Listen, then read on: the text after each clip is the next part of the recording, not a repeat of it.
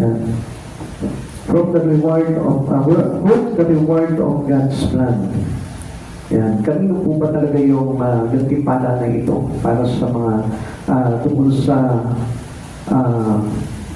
plano ng Diyos na ikaloob ang mga gantimpala na ito? Okay. First, alam niyo po ba, sa buhay po natin, every Christian's test, meron po tayong mga pinagdaraanan po sa buhay po natin. Ano po? At unang-una na pong itetest po dyan, yung ating pamumuhay.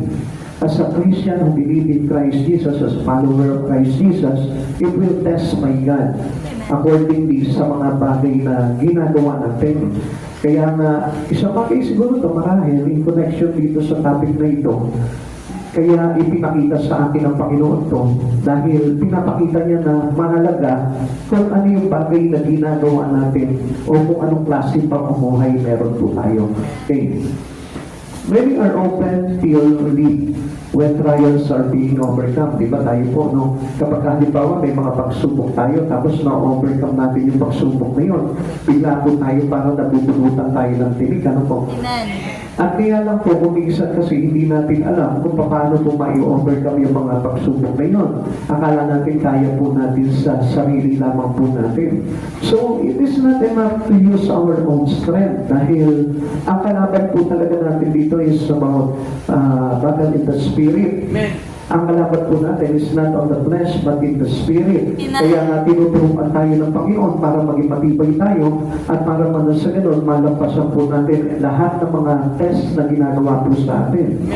But did you know that all of us have one more test to face? Alam po ba natin yun?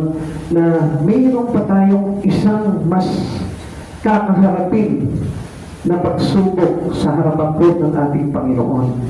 This ultimate test will evaluate the quality of the work we've done for the Lord. Yan. Ang itetest ng Lord dito, yung ating mga ginawa.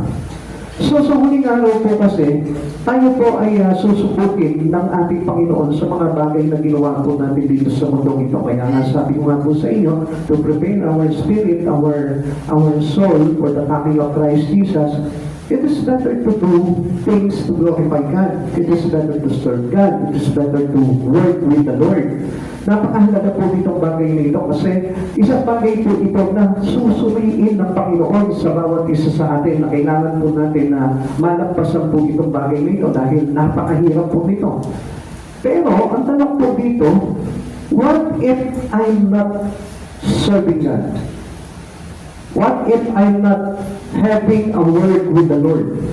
Paano kaya? Kung halimbawa, wala naman akong ginagawa para sa Panginoon, hindi ko naman pinigiling ko ng Lord sa buhay ko, paano na kaya?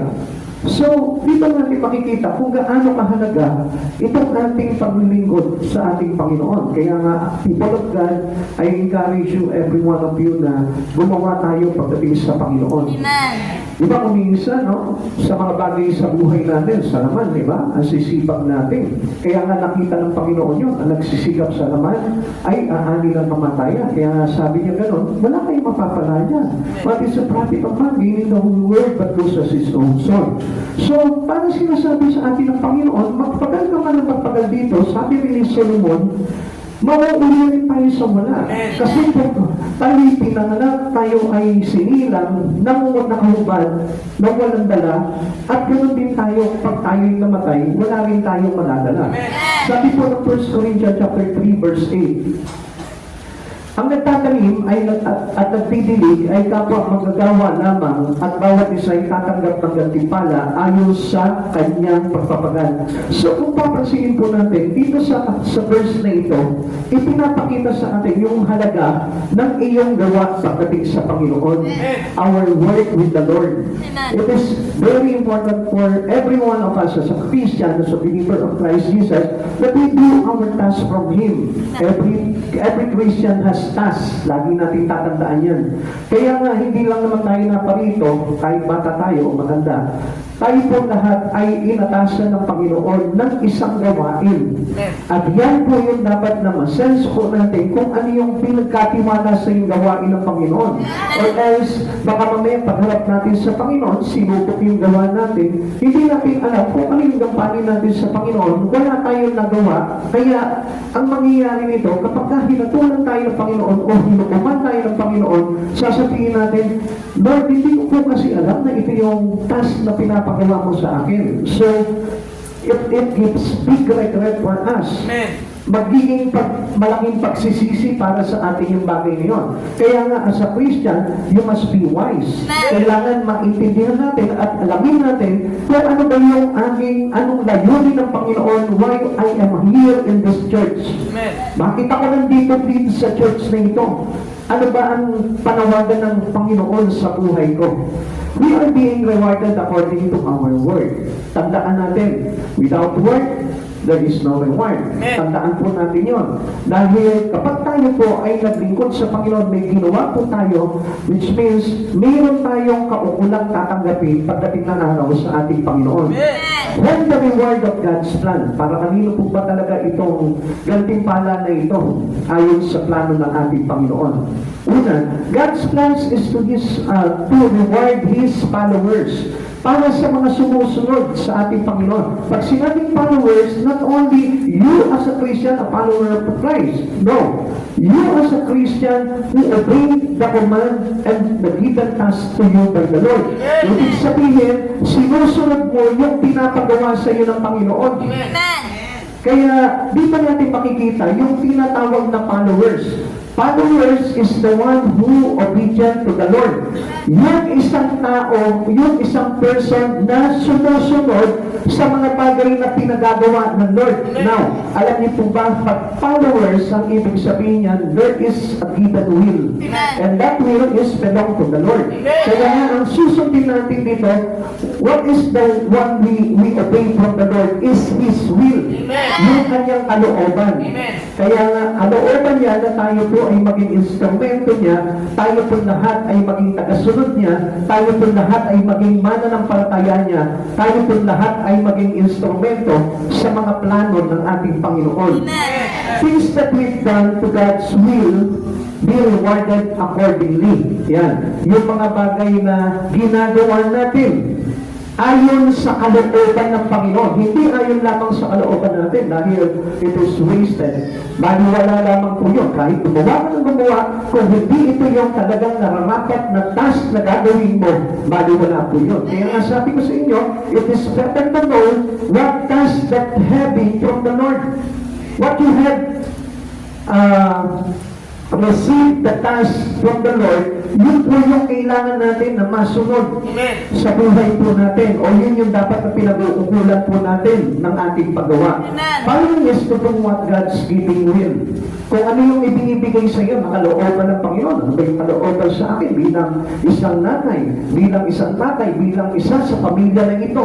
Ano ba yung talagang kalooban ng Diyos na ipinapagawa niya sa atin? We better know that. Kailangan na malaman natin yung mga bagay na yun, or else sayang lamang po yung bawat pagpapagal po natin.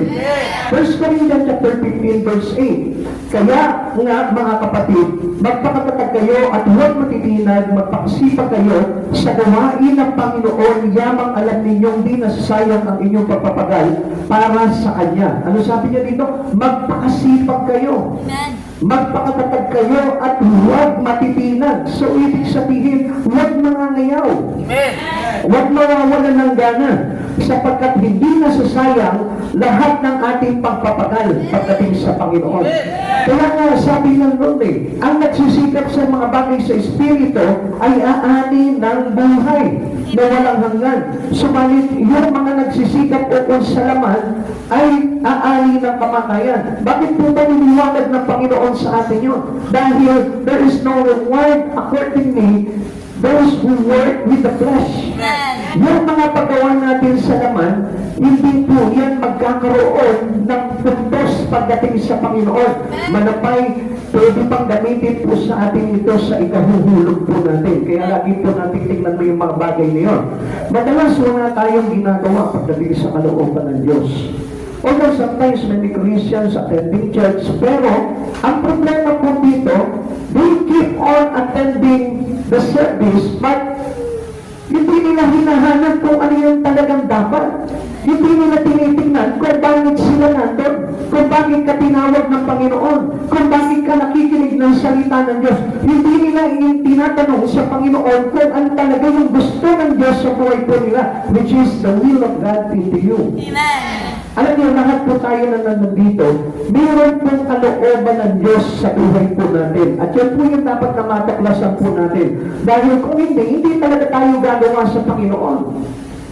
Ang mangyayari po sa bawat Kristiyano ay masasapatan na lamang po sa mga ginagawa po natin pakikinig ng salita ng Diyos, pagdalo ng gawain ng Diyos, pero hindi natin alam na mayroon po pala ang bawat isa sa atin na tungkulin na dapat gampanan pagdating sa ating Panginoon. And you must know it because yun po yung napakahalaga kung bakit po tayo tinawag ng Panginoon.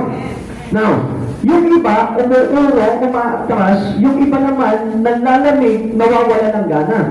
Kaya nga kung minsan, dahil sa hindi natin alam kung ano talaga yung dapat na gampanin natin pagdating sa Panginoon, kaya po naglalaho yung ating desire to serve the Lord. Kaya nawawalan tayo ng gana pagdating sa paggawa sa Panginoon dahil doon sa mga maling motibo ng ating paglilingkod paglapit sa ating Panginoon. Now, marami naman po din naapektuhan sa iba't ibang pamamaraan na nangaganap sa kanyang buhay. At isa na nga po dito, yung pong pag-uusig, which is the persecutions to every Christian. Persecutions will earn us a great reward. Alam niyo ba? Ito yung pinaka-aayawan ng mga tao ng mga Kristiyano. Ayaw nila na inuusik sila sa kanilang paglilingkod sa Panginoon. Pero anong sabi sa atin po dito?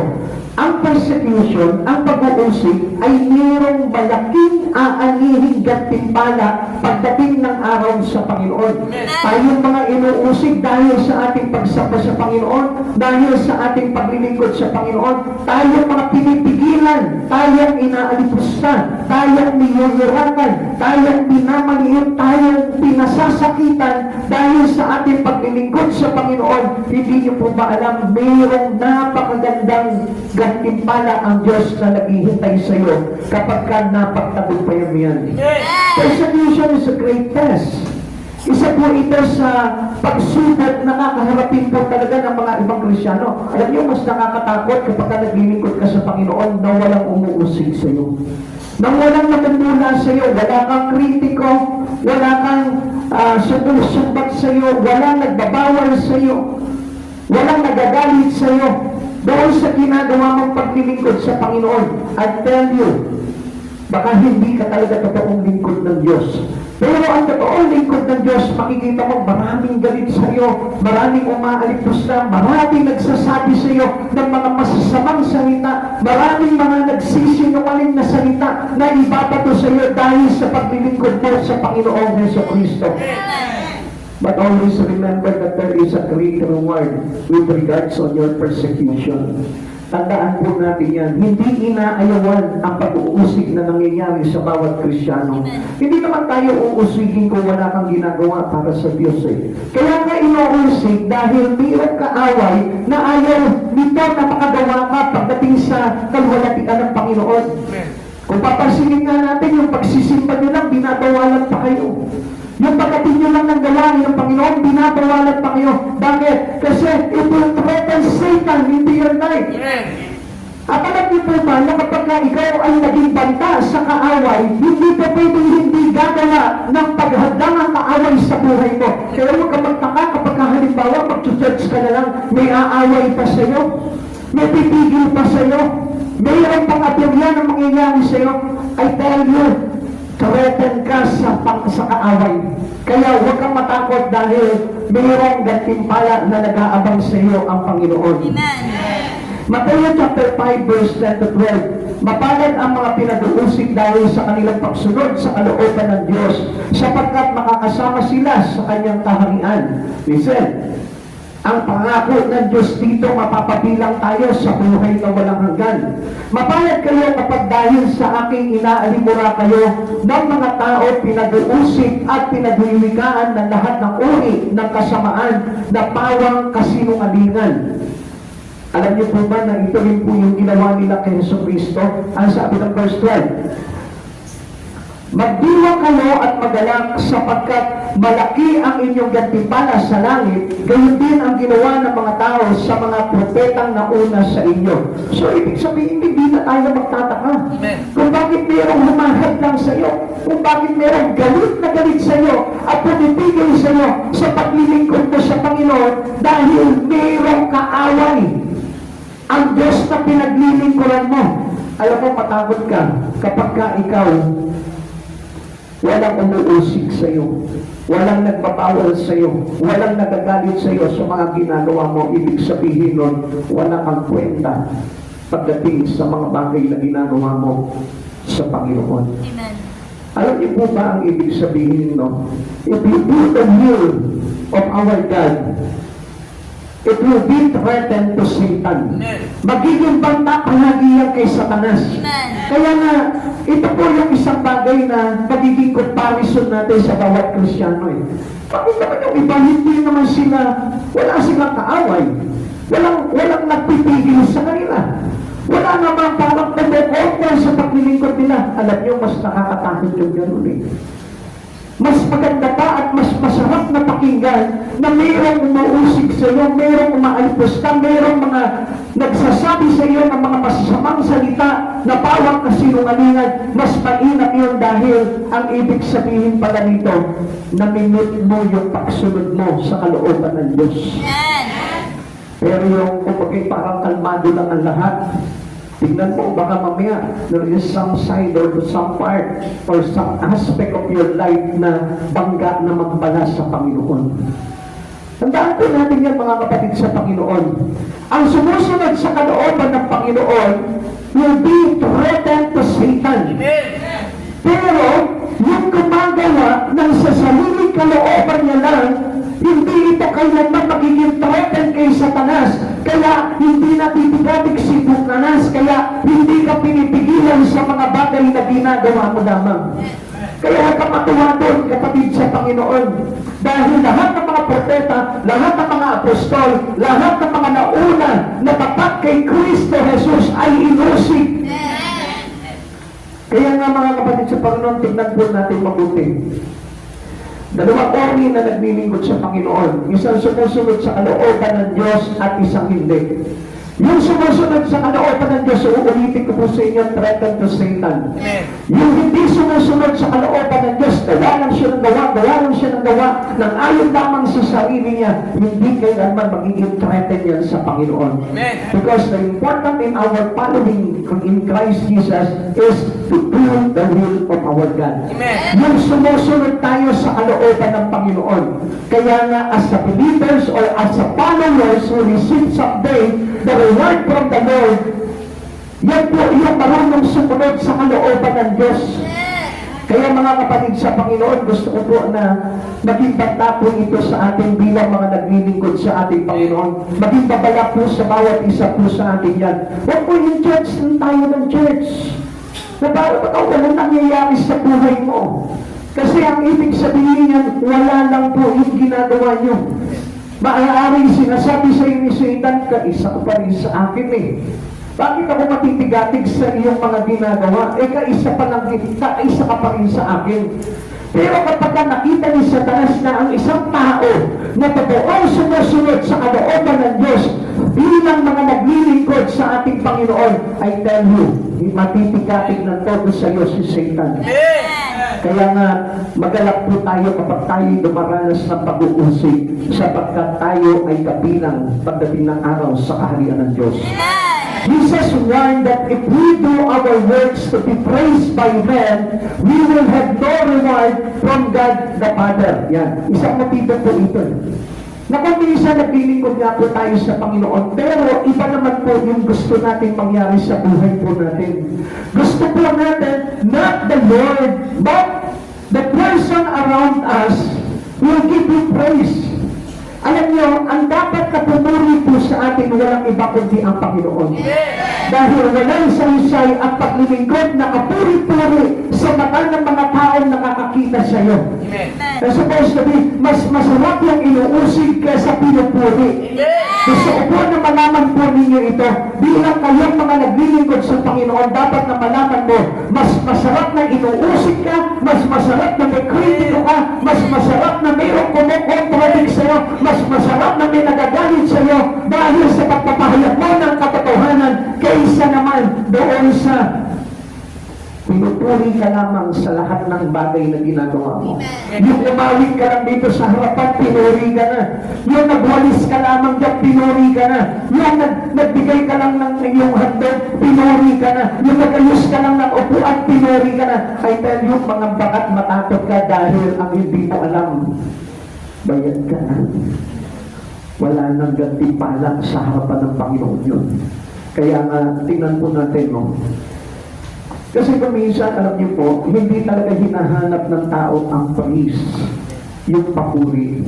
Sapagkat ang lahat ng papuri ay nauubod lamang sa iisang Diyos, sa ating Panginoong Jesucristo. Kaya lagi po natin tandaan yan. Because of wrong motivation, the honor we get on earth is our full reward. Yung mga papuri na tinatanggap po natin sa tao, alam niyo po ba, yun na yung bayad natin sa mga bagay na ginagawa natin. Kaya tayo pong lahat ay ma-aware po tayo doon sa bagay na yun, mga kapatid sa Panginoon. Amen. Gusto ko po na malaman po ninyo, mas masarap po na maglingkod na ang Diyos lamang ang nakakakita sa mga ginagawa po natin. Amen. Ang Diyos ang napaparangalan, ang Diyos ang nabibigyan ng lahat ng papuri sapagkat ang Diyos naman po talaga ang deserve na papurihan po ng bawat isa po sa atin. Kaya mga kapatid sa Panginoon, tayo po ay gumawa lamang ng gumawa sa Panginoon para na sa ganun po, hindi masayang ang lahat ng ating pagpapagal. Kahit na hindi napapansin yung mga ginagawa mo. Kahit na sinasabi nila na pagpak ka naman, wala namang kwenta yung ginagawa mo, still, gumawa ka pa rin para sa kapurihan ng Panginoon dahil mayroong reward pa rin yan sa Panginoon. Kahit na sinasabihan ka na wala ka pang ginagawa, wala ka pang nagagawa, huwag mong intindihin yung bagay na yun sapagkat parte ng ating paglilingkod yung bagay na yun. Kung minsan di ba nagagalit tayo, ano niya? Kung ano nga ako nang gawa sa Panginoon, hindi pa pinapapansin yung ginagawa ko. Sasabihin pa rin nila na wala akong ginagawa. Sasabihin pa rin nila na mali-mali naman yung ginagawa ko. I tell you, dapat matuwa ka. Hindi ka magalit doon. Dahil yung bagay na yun ay nilalagyan ka ng gantimpala ng Lord pagdating ng araw. Kaya hindi nyo napapansin ang pastor, minsan mga kapatid sa Panginoon, ayun po sana na pagkitin po sa inyo itong bagay na ito. Ang pastor, hindi ka papuriin sa mga bagay na ginagawa mo. Minsan na, maaasar ka pa sa pastor mo dahil hindi na-appreciate yung mga ginagawa mo eh. Yung pagpapagay mo, na halos parang iyuko mo na, ibigay mo na yung buhay mo, pero hindi pa rin napupunan ng pastor mo yung bagay na yun. Alam mo kung bakit? Kasi ayaw ng pastor na purihin ka dahil sayang yung paglilingkod mo. Ayaw ng pastor na lumaki yung ulo mo para na sa ganon, mawalan ka ng gantimpala pagdating ng araw sa buhay na walang hanggan. Kaya hindi ka pinupuri ng pastor.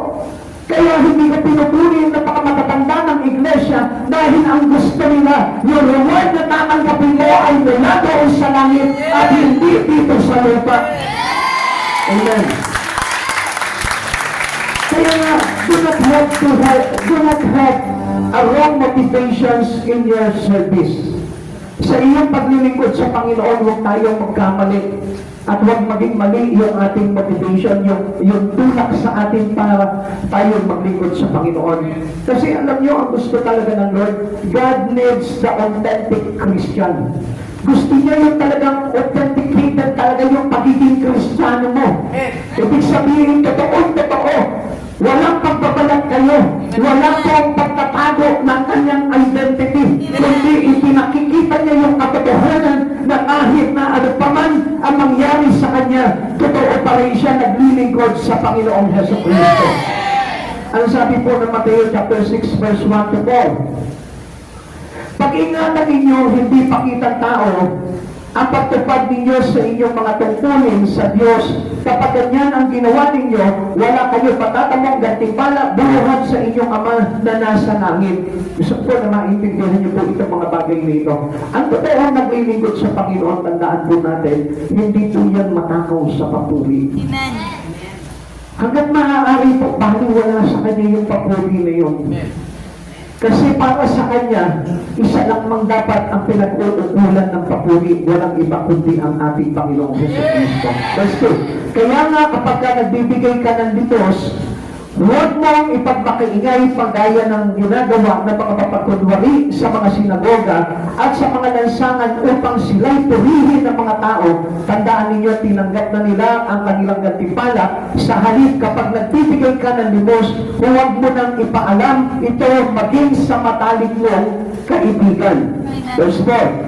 Gawin mong lihim ang iyong pagbibigay ng limos at ang iyong Ama na nakakakita ng kabutihang ginagawa mo ng lihim ang siyang magbibigay ng gantimpala sa iyo. So, hindi ba napakaganda, no? Kahit na hindi nila pansinin yung bagay na ginawa mong mabuti, ang importante niyan, we have God who see every good deeds of us. Kaya nga sa tao, alam nyo, hindi talaga nagkaroon ng hindi inalaw ng Lord yung good deeds para sa atin. Hindi yun na naging basihan ng ating pagkaligtas. Dahil yung good deeds na yun na ipinapakita sa mga tao ay walang saysay. Isa lamang po itong basura pagdating sa harapan ng Panginoon. Yung mga ginagawa po natin na papansin sa ibang tao, I tell you, yan po ay walang saysay. Kaya nga sa ating paglilingkod sa Panginoon, make sure that our motivations is really true in the Lord. Yung talagang totoo lamang sa Panginoon. Ang paggawa ay kahit walang nakakakita, masipag pa rin po tayo sa ating ginagawa dahil batid natin na mayroong isang Diyos na nakakakita ng lahat ng bagay na ginagawa natin. Mabuti man ang masama, sabi nga po natin, nakikita po ng Diyos yan. Kaya wala po tayong dapat na ipangamba doon sa mga bagay na ginagawa po natin. Ikalawa, kanino po ba yung reward ng Diyos? God's plan is to reward us individually. Individually. Ibig sabihin yan, hindi po yan hinihiram, kundi tayo po mismo. Amen.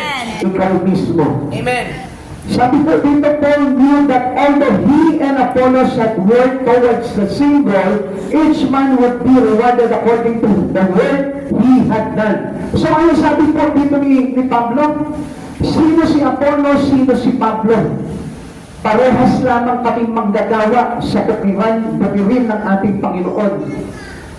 Kung mapapansin po natin dito, ang sinasabi po ni Pablo po dito, ang lahat ng tumatrabaho sa Panginoon ay may kaakibat na gantimpala sa Panginoon.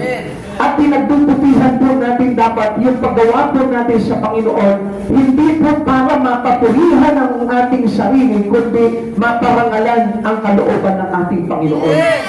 Our salvation, alam po ba natin, do you remember that our salvation is individual? Amen. Hindi po hinihiram yung ating kaligtasan. It shows that you work accordingly with the Lord. Amen. Kaya nga kapag ka ikaw, naligtas ka na, ang tendency po niya, that is the motivations of you para itulak tayo sa paglilingkod sa Panginoon. Para gumawa ka sa Panginoon. Kaya nga, alam niyo, mga kapatid sa Panginoon, kaya nga po, umisan, alam niyo, napakahirap po talaga maglingkod sa Panginoon ang isang tao wala pang kaligtasan. Amen. Amen. Amen. Kasi hindi lamang po mabuti mga kapatid sa Panginoon. This is our good motivations in life. Yung tayo po ay magkaroon ng salvation at yun po yung magtatulak sa iyo para paglingkuran mo ng dapat ang Panginoon. Amen. So that was reward. Amen. Yung pinaka ng Lord ng kaligtasan, reward na po yun in advance. So, isesecure mo na naman po yun sa paggawa mo na ang Diyos ang napapapurihan at hindi ikaw. Kaya nga, individually must work with God. Amen. Bawat isa sa atin kailangan naglilingkod sa Panginoon. Hindi po tayo nangihiram ng paglilingkod sa kapwa-apo natin. Amen. Ang tawag po dyan, no-valued condition in our service as a Christian. So sabi ko nga po sa inyo, both of us, every one of us has a single task from the Lord. Not only a single, it may be multiple tasks ang ibibigay sa iyo ng Panginoon. Hindi lang single task, kundi ang ibig ko po sabihin po dito, every one of us has a great task from God na kailangan natin gawin po iyon into the sight of our God. Amen. Sa harapan ng Panginoon mismo, kailangan gampanan mo yung bagay na yun. Hindi lamang po yun, yung kumanta ka na dito, akala ko yun na yung kantas mo. Yung maging kaanib ka lang ng iglesia na ito, akala mo yun na yung task mo. Alamin mo mabuti kung ano yung task na ibigay sa iyo ng Panginoon dahil we are saved according to the given will of God into you. Amen. At yung will na yun, yun yung magsasave sa atin individually. Amen. Kaya paano kung halimbawa, hindi ko natanggap yung task ko sa Lord? Paano ko malalaman ngayon kung paano ko mapapapurihan ng Panginoon sa buhay ko? Paano ko malalaman ngayon kung paano ko pagtitibayin o isi-secure yung salvation na ginawa sa akin ng Panginoon? Kasi alam niyo po, yung commission na tinanggap natin sa Panginoon, yun yung para bigyan natin ng karangalan ng todo ang Diyos sa buhay po natin. Hindi tayo niligtas ng Panginoon para maging malaya lamang sa mundong ito, kundi iniligtas tayo ng Panginoon para hindi na tayo makagawa ng mga bagay na makasalimutan at tayo po ay umaayon na ngayon sa kalooban na lamang ng ating Panginoon. Remember that God's calling every individual to save. Alam po ba natin yun? Na tayo po lahat, kaya tayo tinawag ng Panginoon para iligtas. Amen. At hindi ka nagpunta dito para lang sa wala, kundi para tayo iligtas. Amen. Hindi niya tinawag yung kakilala mo, hindi niya tinawag yung kaibigan mo, hindi niya tinawag yung kapatid mo, para lang ikaw yung maligtas. Amen. Actually, lahat tayo tinawag. Kaya kung mapapansin po natin, yung unang pagtawag po sa mga alagad, nung tawagin po ito si Pedro, sino ang kasunod na tinawag? Yung kapatid niya. Amen. So ang ibig sabihin dito ng ating Panginoon, naligtas si Pedro dahil sa pagtalima niya, sa pagsunod niya dito sa panawagan ng kanyang Panginoon na ating Panginoon Hesus Kristo. Naligtas din yung kanyang kapatid dahil sa pagsunod niya rin at pagtanggap niya ng panawagan ng ating Panginoon. Listen, kapatid sa Panginoon, gusto ko po na malaman mo, ang kaligtasan mo ay according sa pagtawag sa iyo ng Panginoon. And you must know what is the calling to you and what is the petition that will be given to you by the Lord para gawin itong mga bagay na ito. At para ma-secure yung iyong kaligtasan sa Panginoon, you must know what was the given commission to you by God. Ang sabi po ni Pablo ulit, sabi ni Pablo, sapagkat sino si Apollos at sino si Pablo, kami mga lingkod lamang ng Diyos na kinakasangkapan niya upang akayin kayo sa pananalig kay Kristo. So, ibig sabihin, walang makakapagpuri sa atin kundi si Jesus. Dahil ang kailangan na papuri ay lahat ay nakalagak sa ating Panginoon at hindi sa tao po lamang. Only tayo yung mga manggagawa lamang ng ating Panginoon. And usually, alam niyo, kapag ka manggagawa, di ba, kung hindi naman po natin talaga kailangan na purihin yan eh. Amen. Oo, pagka nakita natin masipag, okay, natutuwa tayo masipag. Kapag katapat, natutuwa tayo kapag tapat. Pero hindi mo na kailangan ipagsigawan yan. Tapat ka, masipag ka, mabuti ka, magaling ka, mahusay ka. Hindi na po natin kailangan pagsigawan po yung bagay niyo because we only adoring God into our life. Alam niyo, kapag ka nagkaganon, hahati pa po tayo sa glory ng Lord. Kapag halimbawa, di ba kapag umaawit po ba tayo, inaawit natin, si Brother Sebastian, kapuri-puri ang kanyang mga gawa. Hindi naman natin inaawit yun. Magaling siyang drummer, tumugtog ng tambay, at kapag tinambay ka niya, tapos kang bata ka. Hindi natin pinaparangalan yung galing niya pagdating sa pagtugtog. Tumahanga tayo dahil mahusay siya. Pero, Ang hinahangaan natin, yung Diyos na tumawag sa Kanya dahil nagampanan niya yung kanyang tungkulin sa Panginoon. Laging sa Diyos ang papuri po dahil God called every individual to be saved. Kaya wala tayong karapatan na mapapurihan tayo dahil tayo iligtas lang ng Lord. Sa grasya, tabag ng Panginoon, okay na tayo doon. Lord, okay na ako dito. Kahit hindi ako sumikap, Lord, basta ang mahalaga po sa akin dito, yung kaligtasan na ibinigay mo sa akin ayon sa pagkatawag mo. God will not recognize the work of churches as a whole, but rather will honor the members individually. Ang Diyos, pinupuri niya yan isa-isa. Kung alam mo lang na kapag ikaw'y gumagawa sa Panginoon, kahit hindi ka pinupuri ng pastor mo, pero ang Diyos na nakakakita ng mga gawa mong tapat sa Kanya, ay pinupuri ka sa buong kalangitan. Hindi lamang po natin alam po yun, na every time, minsan, mga kapatid sa Panginoon, na every time na tayo'y gagawa, hindi ka man purihin ng tao, pero itong Diyos na ito na nakakakita ng mabubuting gawa mo at buong tapat na hinahandog mo sa Panginoon ay nagpupuri ang lahat ng mga anghel dahil nakikita ka sa iyong katapatang paggawa sa Kanya. Every time we perform a righteous deed with godly motive, we earn heavenly rewarded. Lagi po't nakatala sa Panginoon yan. Pag gumawa ka ng buong katapatan at ang Diyos ang naparangalan, nakatala sa talalistahan ng Panginoon ng gantimpala ng kanyang mga manggagawa.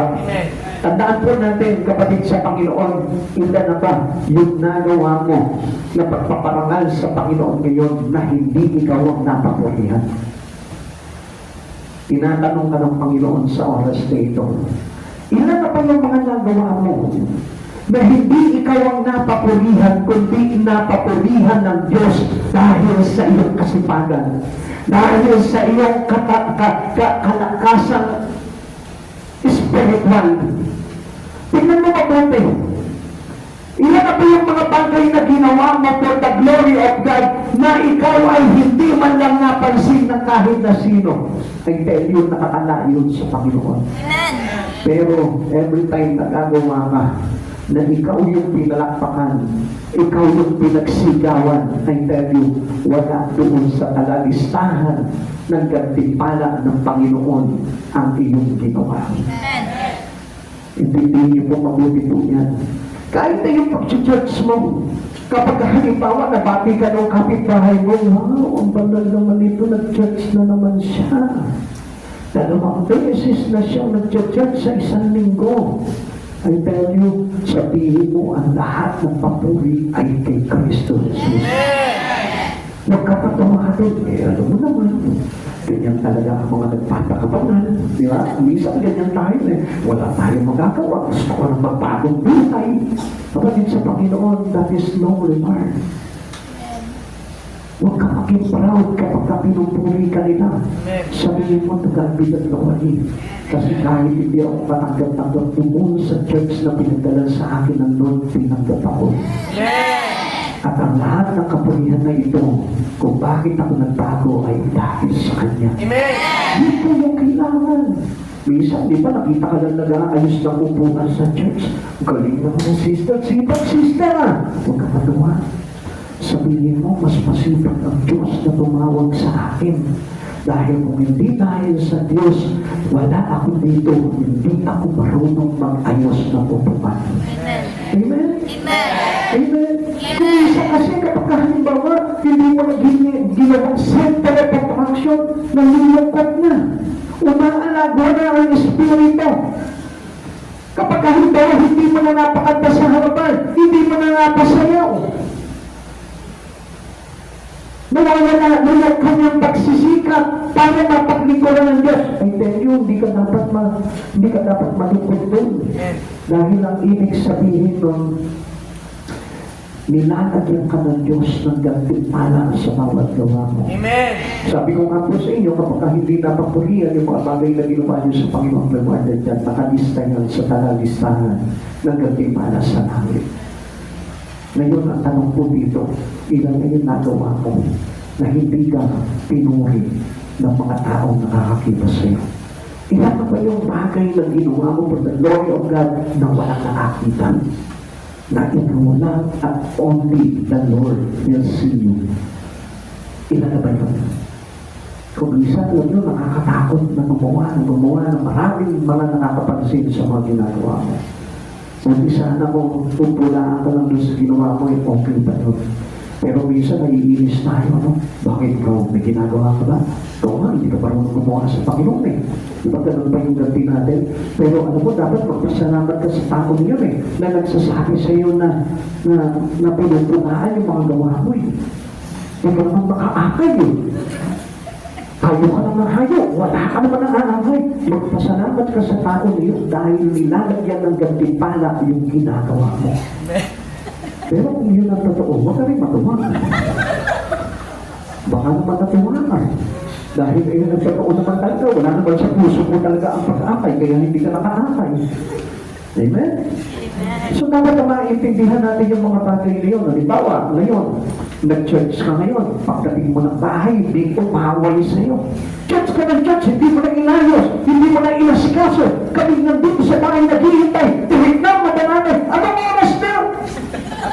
Simba pa ba yan na mabuting Kristiyano? Sabihin mo sa kanya, hindi lang yan ang simba na mabuting Kristiyano. Wala pa yan. Kulang pa ang ginagawa namin sa Panginoon para papurihan at sabayin ang Diyos nito. Doon ka na lang sa church mo, matulog! Pwede ba? Sabihin mo sa kanya, pwede ba? Alam niyo, yung mga ganong klase, dapat matuwa ka. Huwag ka pagkakit doon sa mga tao niyo. Sabihin mo kung anak mo yun, asawa mo yun, o pamilya mo yun, sabihin mo, anak, masalamat ha. Kasi dahil sa kanyang sinusumbat mo sa akin yung pag-church ko, nagkakaroon ng kabuluhan yung aking ginagawa sa Panginoon. Dahil kung wala yung katulad mo na nagagalit sa akin pag nag-church ako, hindi sana ako magkakaroon ng dagdipala sa langit. Pintindihan po natin. Kaya dapat nga pag-pray mo pa yung tao na yung Lord. Kaya ako pa siya magalit sa akin.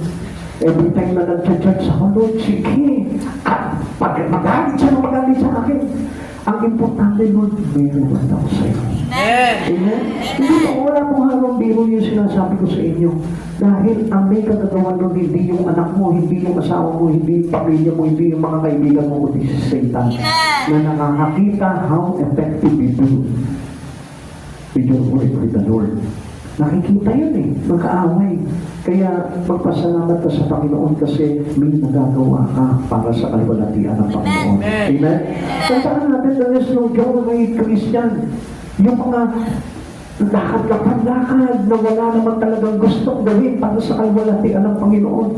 Ang sabi ko dito, 1 Corinthians chapter 4 verse 5, kaya huwag kayong humatol nang wala sa panahon, maghintay kayo sa pagdating ng Panginoon, ilalagtad niya ang mga bagay na ngayon natatago sa kadiliman at ihahayag ang mga lihim na hangarin ng bawat isa. Sa panahong iyon, bawat isa ay tatanggap ng papuri na uutol sa kanya mula sa Diyos. Doon tayo yun. Kaya tandaan natin, ang papuri ng mga naglilingkod sa kanya ay doon. Habang tayo'y pinupuri ng Panginoon, kasabay nito yung pagtutok ng korona sa iyo. Amen. Yung pagsasabi sa iyo ng Lord na well done, my good and faithful servant. Malaya ka makapapasok sa aking kaharian. Yun po yung papuri na nararapat sa mga tao na hindi hangad ang papurihan siya, kundi ang hangad niya ay mapapurihan ng kanyang Diyos na pinaglilingkuran. Amen. Ikatlo, bilis no? Para ganun lang, no? Pero gusto po malaman yun, napakahalaga po dito. Ikatlo, sabi po dito, he reward is God, the God's plan. God's plan is for us to build a life worthy of reward.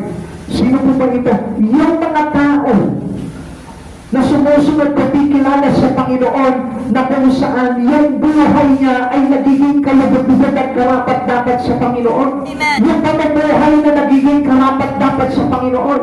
Yung namumuhay na matahid sa harapan ng Panginoon.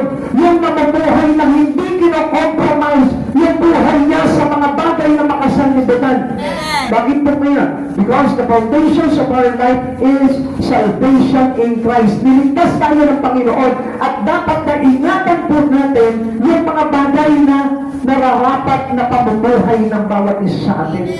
Kasi alam niyo kung minsan sinasayang natin yung kaligtasan na bigay sa atin ng Lord eh. Minsan binigyan na tayo ng kaligtasan ng Lord, pero ino-compromise po natin yung kaligtasan na yun, kaya ngayon nawawala.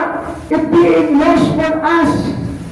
Yung salvation, hindi na sana mawawala sa atin yan eh. Kaya lang, kung minsan kino-compromise natin yan, we choose to live again into the old pattern of life rather than to choose a good life in Christ Jesus.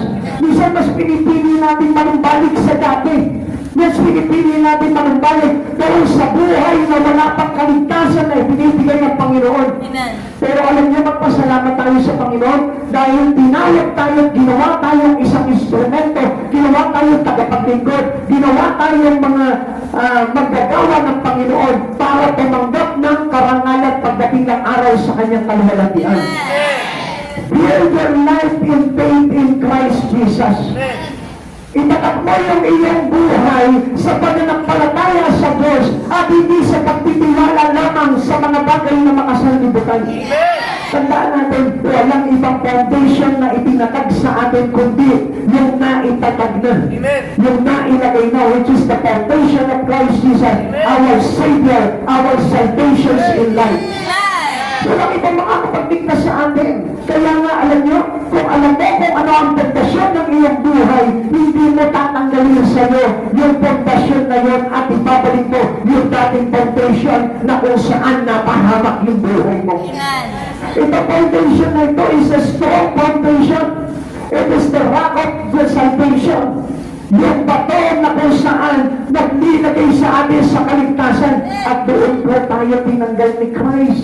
Doon sa foundation ng sanlibutan na kung saan naglagay sa atin sa kapahamakan. Kaya nga, after we receive this salvation in Christ Jesus, now we build our life worthy.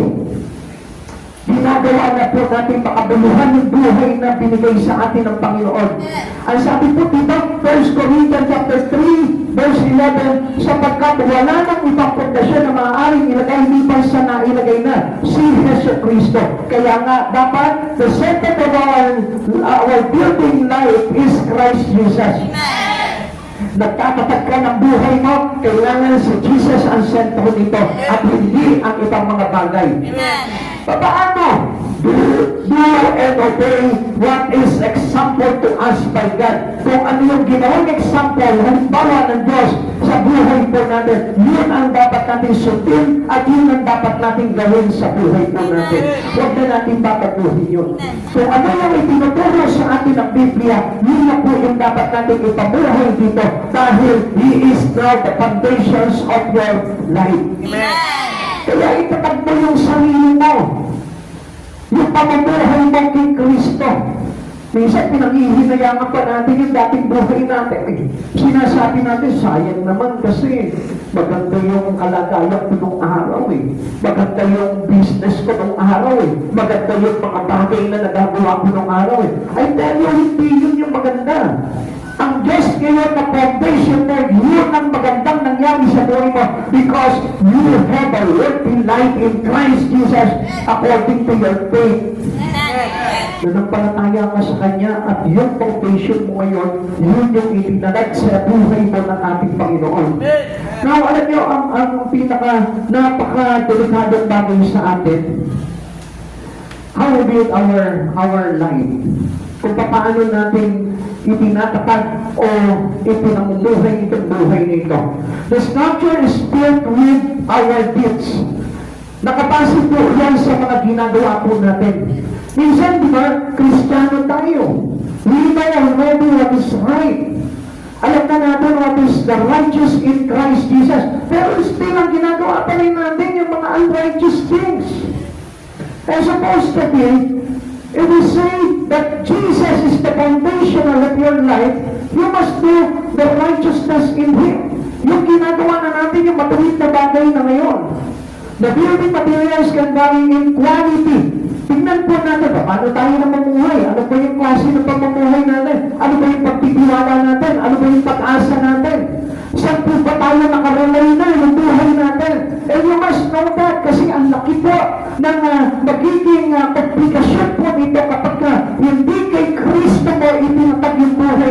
dahil pagdating ng araw, tayo'y hahatulan ng ating Panginoon base sa mga ginawa natin. Paano ba tayo mamuhay? Ang tanong po dito, makasalimutan pa po ba? O makabiyos na? Are we walking into the righteousness of God? Or still walking into the unrighteous living of the world? What do you think that your life today? Ano na po ba yung buhay mo ngayon? Saan na ba nakatatak ngayon yung buhay mo? Is it working right with Christ Jesus? Or still parang dapat ka pa rin sa sanlibutan at hindi na pa rin pinahalagahan yung kaligtasan na ibinigay sa atin ng Panginoon, which is that is the very important that we have already now in our hand. Yun ay pinakamahalaga sa atin. Hindi na yung mga bagay na natututok lang ng apoy. Hindi na yung mga temporary things on earth. Amen. Hindi na yung temporary life. Amen. That it will give us perishable life. Hebrew chapter 9 verse 27, itinakda sa tao na bisan lamang mamatay at pagkatapos ay ang paghukom. Pinubos ka na ng Diyos, pinuhay ka na muli ng Panginoon according doon sa kanyang pagkamatay. Isang beses lang mangyayari yun, kapatid, sa Panginoon, at hindi na mauulit muli na ihandog si Yesu Kristo para iligtas ka muli. It is already your choice.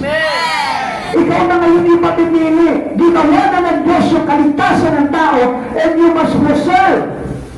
Dapat iniingatan mo na yung kaligtasan na yun dahil ikaw mismo mamimili. Dahil ano sabi nito, itinakda sa tao na minsan lamang mamamatay at pagkatapos ay ang paghuhukom. So isang beses lamang namatay si Jesus at pagkatapos niya, huhukuman na niya ang lahat ng mga tao according to their deeds. Kaya dapat na malaman natin at pag-inaman natin kung paano tayo namumuhay sa mundong ito bilang mga Kristiyano na kakilala na sa Panginoon.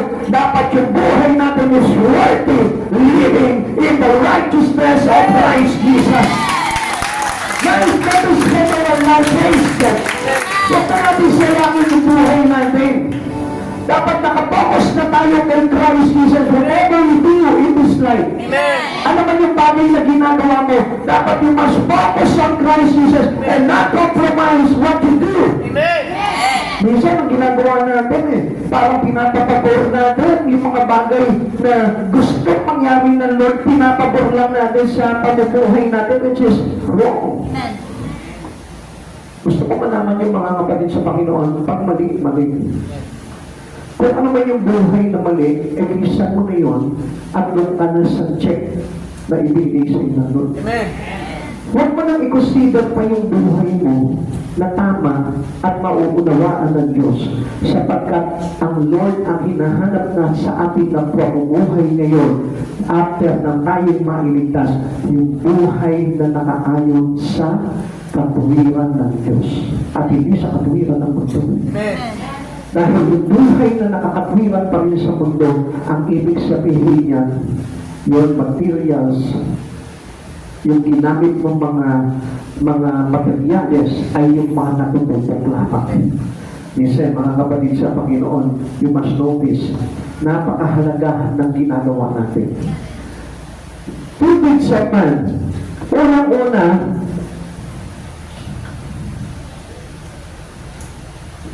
dalawang uri ng ginagawa ng tao. Una is the worthy deeds. Pag sinabing worthy deeds are like gold, silver, and precious stone. Ibig sabihin po nito talagang worthy. Yung mga bagay na ginamit mo. Hindi yung mga materials lamang na kung saan natutupok. And these are actions that are part of a godly Christian life. So ibig sabihin, kapag worthy deeds, ito po ay sa tingin po natin na yung mga ginawa mo ay talagang worthy talaga na nakaayon sa Panginoon. It is godly. So, ibig sabihin po nito, katanggap-tanggap talaga sa Diyos. So, let us imagine every deeds that we do. Kung ano man yung mga bagay na ginagawa natin sa araw-araw, isa-isahin mo. Okay ba sa Diyos ko? Tanungin mo. acceptable ba ito sa Panginoon? Kasi minsan sa tingin lang natin, yung pananaw lang natin, ang iniisip natin, not the will of God. Minsan ang tinitingnan natin, okay naman to, sa iyo, okay, sa Lord kaya.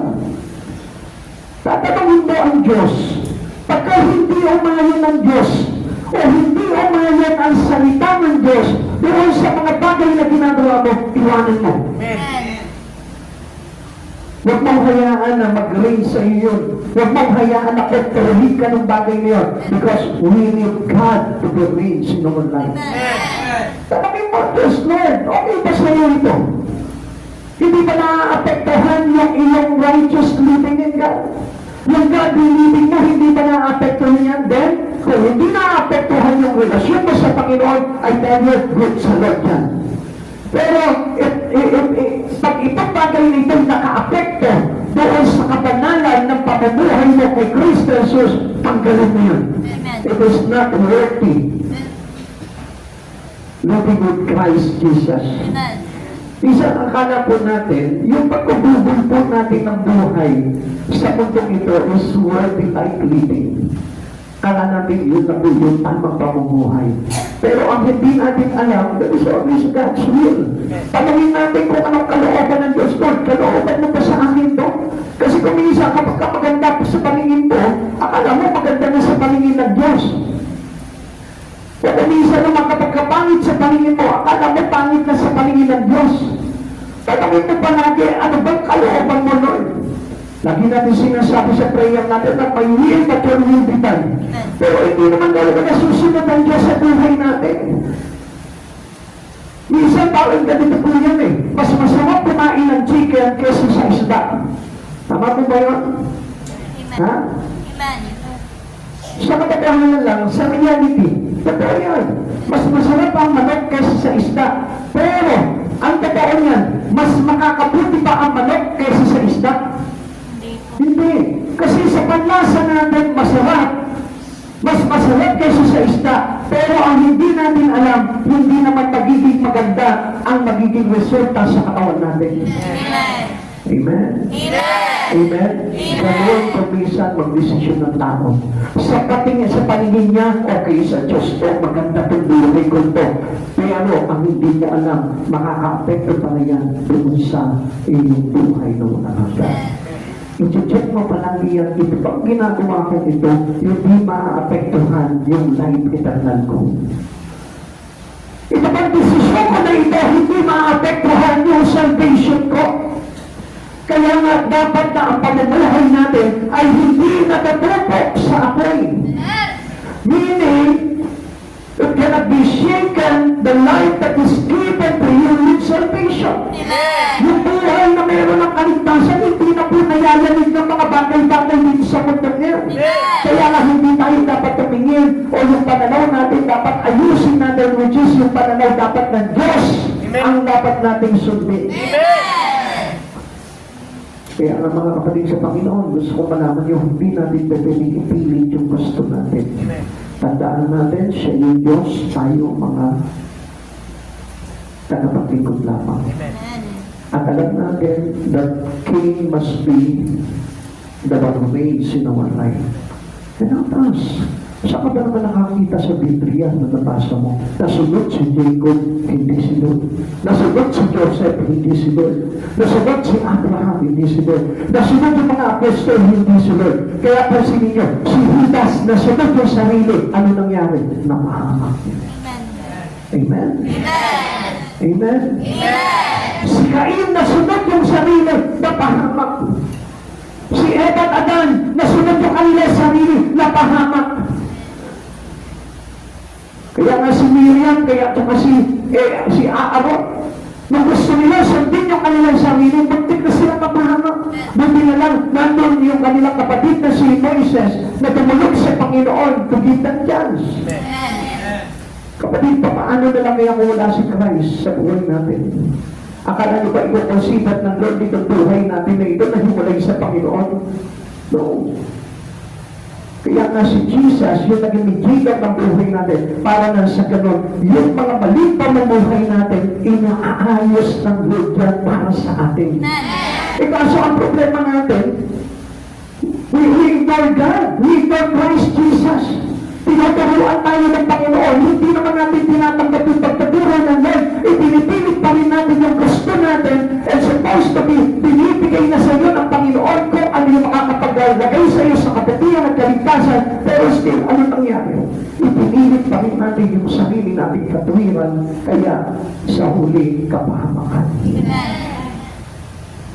And the other deeds of man is yung tinatawag na worthless deeds. Ito po yung yari po sa kahoy, sa wood, hay, and stubble. This includes sin choices, missed opportunity to be kind, and acts done with an impure motive. Yung ang motibo niya hindi talaga para kay Kristo, kundi para sa sarili. It's not the will of God, but it's His only will. Yung pansarili niya lang kalooban ang nasunod at hindi yung sunod. Amen. Kaya nga po, ang tawag po dito is a simple choices. Yung pagpili na makasalanan. Kaya mga kapatid sa Panginoon, tingnan po natin yan, yung pagpapakasasa ng tao sa makasanlibutang bagay ay naglalagay sa kanya sa kapahamakan. Kaya nga yun po yung tinatawag na pride of life, yung kalayawan ng sanlibutan. At alam niyo po ba kung minsan, ang motibo lamang po ng tao ay para sa sarili at hindi para sa Panginoon. Alam niyo mga kapatid sa Panginoon, ito po yung katotohanan na masakit na isipin na marami pang mga Kristiyano followers and as safe as an individual to Christ Jesus, but still para sa sarili niya pa rin ang iniisip niya. Kasi po sabihin na tayo lahat para kay Kristo na lahat. Amen. Yung ginagawa natin at hindi na para sa sarili natin. Because yung motibo ng buhay natin pag mali, pwede natin ikapahamak pagdating ng araw. Amen. 1 Corinthians chapter 3 verse 12, may nagtatayo na gagamit ng ginto, pilak o mahalagang bato. Mayroon namang gagamit ng kahoy, dayami o pinagkapasan. So, sa mga bagay na ginagawa natin, doon mo makikita kung yung iyong ginagamit ay ginto, pilak o mahalagang bato. So, what does it mean in our life?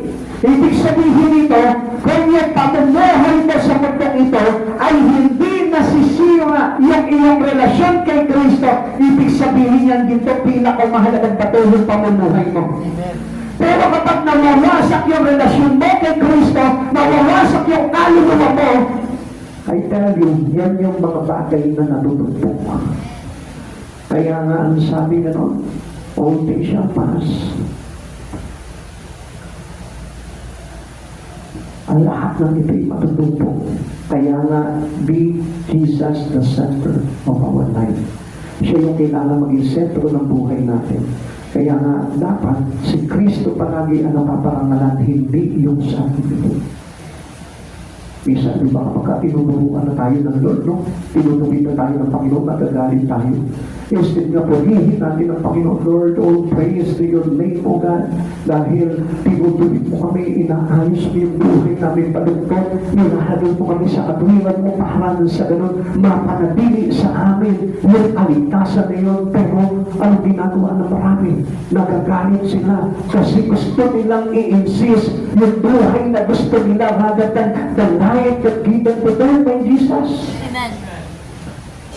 Kaya nga sabi po ng Colossians chapter 3 verse 17, at anumang gagawin ninyo maging sa salita o sa gawa, gawin ninyo lahat sa pangalan ng Panginoong Jesus at sa pamamagitan niya magpasalamat kayo sa Diyos. Ama. Ang sabi dito, gawin ninyo lahat sa pangalan ni Jesus. All. Amen. Lahat ng bagay na gagawin niya, kailangan para sa karangalan ng Panginoon yan. Listen, kapatid sa Panginoon, masasabi mo ba na yung ginagawa mo sa araw-araw ay para sa karangalan ng Panginoon? Dito natin makikita ngayon kung nangyari sa ginto, sa pilak, at sa mamahaling bato yung iyong pamumuhay. Kung lahat ng bagay na ginagawa mo ay napaparangalan ang pangalan ng Panginoong Hesus Kristo, I tell you, that is the worthy life. Yun yung talagang napakainam na pamumuhay. God's plan is to test our works. Tandaan natin, yung ating pamumuhay, yung ginagawa natin sa araw-araw, susubukin ng Panginoon po yan. Kung ito po ba'y nakatutong o hindi. Kung ito po ba ay ginto, pilang, mamahalin pa to, o yangi sa kahoy, sa dayami, o sa pinagapasan. Our salvation is secure, but our deeds will be evaluated. Alam niyo, yung kaligtasan natin, supposed to be, nasa sa'yo na yun eh. Every one of us here, say, ikaw, kayong lahat na nandito. Nandito ka dahil ligtas ka na. Kaya lang ang problema dyan, tignan mo, baka mamaya, yung pamumuhay mo ay nandun pa sa mga natutupok na bagay at hindi sa mga bagay na hindi na natutupok. Yun lamang po yun eh. Ligtas na tayo eh. There is already assurance for us to be saved. Kaya lang gusto po natin, idaan pa tayo ng Panginoon doon sa apoy para masubok lamang kung ang buhay natin ay natutupok o hindi. Kaya nga, allow the light that is given to you by God. Pahintulutan mo yung buhay na ibinibigay sa iyo ng Panginoon ngayon. At huwag mong ipilit yung gusto mo, huwag mong ipilit yung gusto lamang ng kalooban mo, kundi yung will ng Lord ang dapat na masunod. Ang pamumuhay mo ba ay may kinalaman na sa pagpaparangal sa ating Panginoon? Yung mga ginagawa mo sa araw-araw, tignan mo kung napaparangalan ng Diyos yan. Tignan mo mabuti. Pagka hindi napaparangalan ng Panginoon mo dyan, exit ka na dyan. Ito ba ay nakapagbigay ng preservado pagdating sa kaligtasan mo? Tignan mo kung mabuti kung halimbawa yung mga bagay na pamumuhay mo ngayon na preserve mo yung kaligtasan mo. Isa nakakala natin, hindi na mawawala yung kaligtasan, ano? Tayo ang gagawa nun kung bakit mawawala pa rin yung kaligtasan. Actually, si Jesus, ito na, ginagayad na tayo, ito na yung buhay mo, after you receive salvation, ganito na dapat ang pamumuhay mo, ganito na dapat ang gagawin mo, dapat lagi ka nang malapit sa Panginoon because He is the author of your salvation. Kailangan kung sino yung author, nandun ka palagi. Para kung sakaling mali yan na susulat mo sa buhay mo, i-correct ng Diyos yun, aayusin ng Diyos yun, hindi ka mamamali dahil mayroon Diyos na pag-aayos magtutuloy. Pero kung hiwalay ang buhay mo sa Panginoon, sino magtutuloy every time na nagkakamali, every time na nalilis yung buhay mo at kapuntang ulilis sa kapahamakan, sino ang magko-correct nun? Kung wala si Jesus. Kaya nga, hindi natin pwedeng i-insist yung gusto natin. We need God. We need Jesus. We need the writer of our life, the author of our salvation. 1 Corinthians chapter 3, verse 15 to 13 to 15, makikilala ang ori ng gawa ng bawat isa sa araw ng paghuhukom sapagkat mahahayag sa pamamagitan ng apoy kung anong uri ang ginawa ng bawat isa. Sabi dito, ihahayag sa pamamagitan ng apoy kung anong uri ang ginawa ng bawat isa. Kung ang itinayo sa ibabaw ng pundasyon ay hindi masunog, tatanggap ng gantimpala ang nagtayo noon. Verse 15. Ngunit kung masunog naman, mawawalan siya ng gantimpala, ganoon naman maliligtas siya, kaya lang ay para siyang nagdaan sa apoy. Grabe pa yung hirap. Ligtas na nga sana eh. Pero napahirapan pa bago makabit pa. Alam niyo mga kapatid sa Panginoon, why Jesus guiding us? Bakit yung Panginoon na ito ginagayad po tayo para hindi na tayo dumaan sa apoy? Dahil mahirap makaligtas kung inadaan ka pa ng Lord sa apoy. You have the tendency to be saved kung malalampasan mo yung apoy na yun. Pero bakit kailangan mo pang dumaan doon sa apoy na yun? Kung mayroon namang Diyos na nagsasabi sa iyong ito yung dapat na pamumuhay na gawin mo ngayon para hindi na subukin sa apoy yung ginawa mo. If we obey God's will in our life, in what we live right now, hindi na po tayo itetest pa sa apoy pagdating ng araw. Kaya nga yung sinasabi ko po sa inyo, na kung pwede mo namang ayusin niyo para ma-rapture ka na, bakit kailangan bukas pa? Bakit kailangan na dumating mo na yung rapture, maiwan ka dito, tsaka ka pa nang magpapakabuti? Jesus will judge us in light of three things. Paano po tayo hahatulan ng Panginoon? How much truth did we know? How much truth did we know? How much opportunity did we have? And what did we do with what God gave us? Tingnan mo. Baka mamaya, yung bagay na ginagawa, binibigay sa iyo ng Panginoon, pinagkatiwala siya ng Lord, hindi mo magampanan o hindi mo maipamuhay na mabuti. Minsan, hindi natin napapansin, di ba? May mga bagay na bibigay sa atin, ingata sa atin ng Panginoon, na yun sana ay makakapag-maintain ng ating relasyon sa Panginoon, pero pinaniwala lang natin dahil mas mahalaga sa atin yung pamumuhay natin sa labas. Kapatid sa Panginoon, mag-isip ka. Before your work will be tested accordingly into fire, dapat ngayon pa lamang huwag mo nang hayaan na idaan pa sa apoy yung mga bagay na ginagawa mo. Seek to honor Him in all you do. Sa lahat ng gagawin mo, kailangan ang napaparangalan palagi ay ang Panginoon. Then on the day of the ultimate test, you will pass it and receive eternal reward. Yun po yung napakahalaga doon. Kaya mga kapatid sa Panginoon, mag-isip po tayo lahat. Before the rapture comes, before Christ comes, dapat maisip na natin at magawa na natin kung ano yung bagay na nararapat sa buhay na ito. Masarap nga po sana na mamuhay sa lipunan na ito. Kung sigurado na yung buhay po natin sa kaligtasan ng Diyos.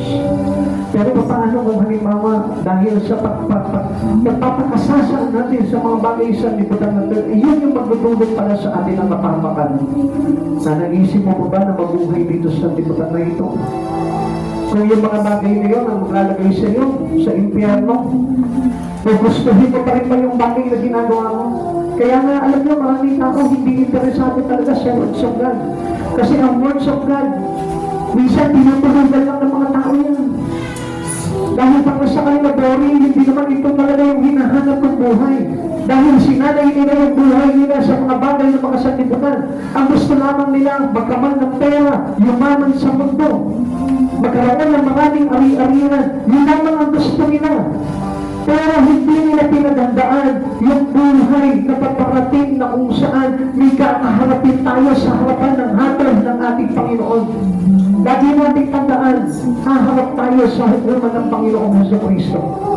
At yan, ang sino man makakaligtas dyan, lahat tayo batang maganda, haharap tayo sa hukuman ng Panginoon at kailangan maging maganda ang hatol sa iyo ng Panginoon.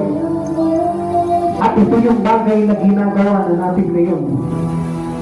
It was based upon what your deeds here on earth. Ngayon nabubuhay ka. At yun yung magsasabi ng hatol mo pagdating ng araw. Bibigyan mo ba na talaga ng halaga ang Panginoon sa buhay mo?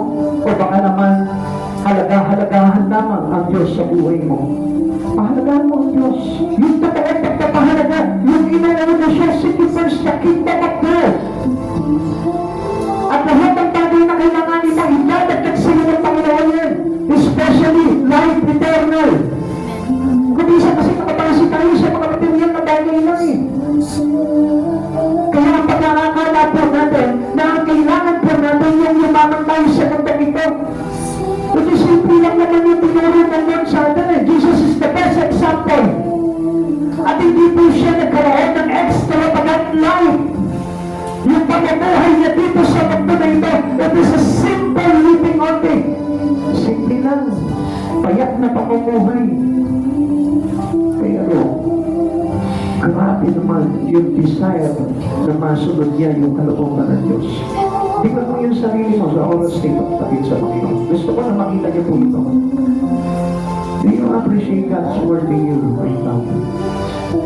May halaga pa ba yan sa puso mo? Tumatatak pa ba yan? Tumatagos pa ba sa puso mo yan? O baka naman mamaya naiinis ka na dahil itinutuwid ka ng salita ng Diyos.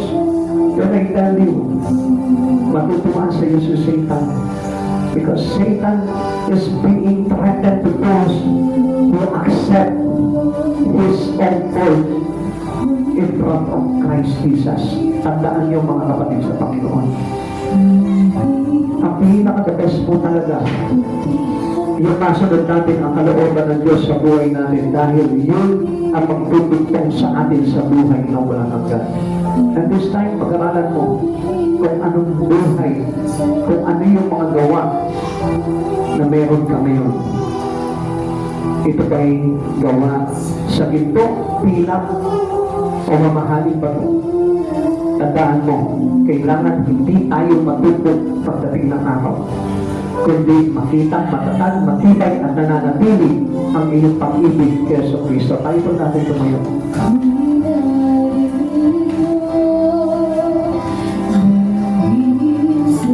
Maraming sa oras na ito, hindi mahalaga sa iyo ang Diyos. Pero darating ang panahon na kapag humarap ka sa Panginoon, masasabi mo, sayang, bakit hindi ko pa dapat inaman at naiayos ang buhay ko nung ako'y nabubuhay pa? You must know your task in God. Bakit ka nabuhay sa mundong ito? Dapat you know your purpose in life. At hindi purpose yung pamumuhay mo kung walang kinalaman kay Jesus. Because God, Christ Jesus, create our life to be an instrument to His plan for this world. Kapatid sa Panginoon, kailangan tayo maging kaisa sa plano ng ating Panginoon Jesucristo. Sa oras na ito, pag-isipan mo kung anong mayroong buhay na mayroon ka. Isipin mo mabuti habang may pagkakataon pa. And I really praise God dahil ang Diyos na ito hindi nagkulang sa mga taong nananalig sa Kanya. And I know that you have faith in Christ. May pananalig ka sa Diyos at alam ko na kinakatagpo ka ng Diyos. Huwag lamang po matigas ang ulo. Because God hates those stubborn people. Because kailan may hindi nakinig, kailan may hindi tumanggap, kailan may hindi sumunod sa kalooban ng Diyos, yung mga taong matitigas ang ulo na kung saan napahamak doon sa wilderness. Kapatid sa Panginoon, you are not belong to them. You are not belong to the stiff-necked people in the wilderness.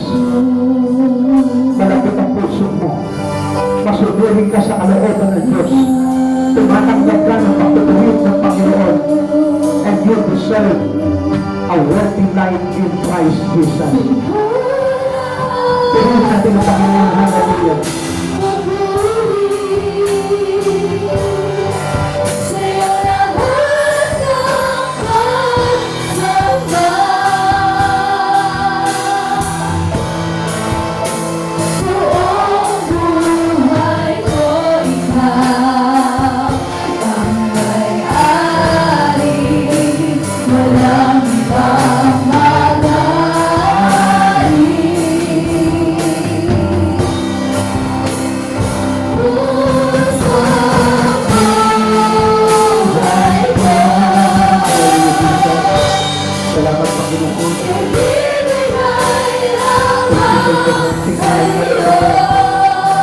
Salamat Panginoon, itinutuloy mo ang aming buhay sa pagkakatawag na magkakalit kami sa kabilang araw sa iyong banal na harapan mo, Lord. At kami makatanggap ng napakagandang at napakainang na habol sa iyo, Panginoon Jesus.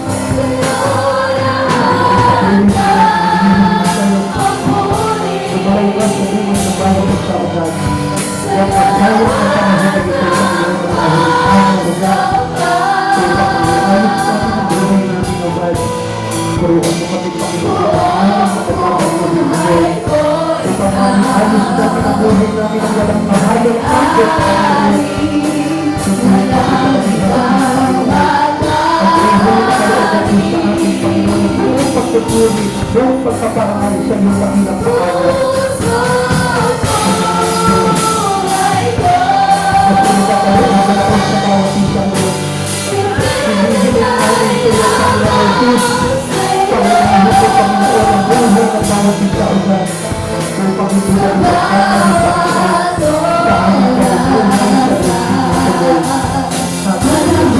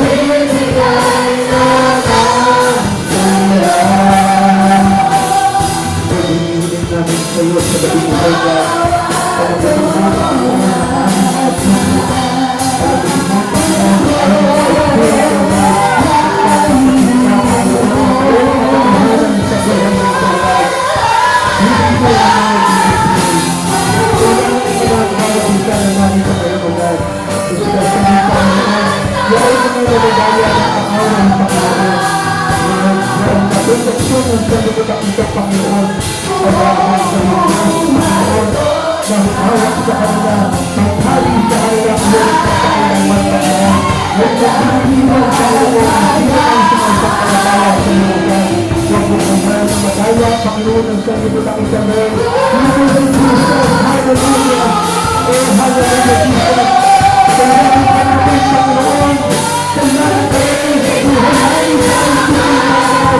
Lord, walang saysay, Panginoon, ang makakabagay sa utong ito, God. Dahil hindi ang Panginoon, aming lahat, hallelujah!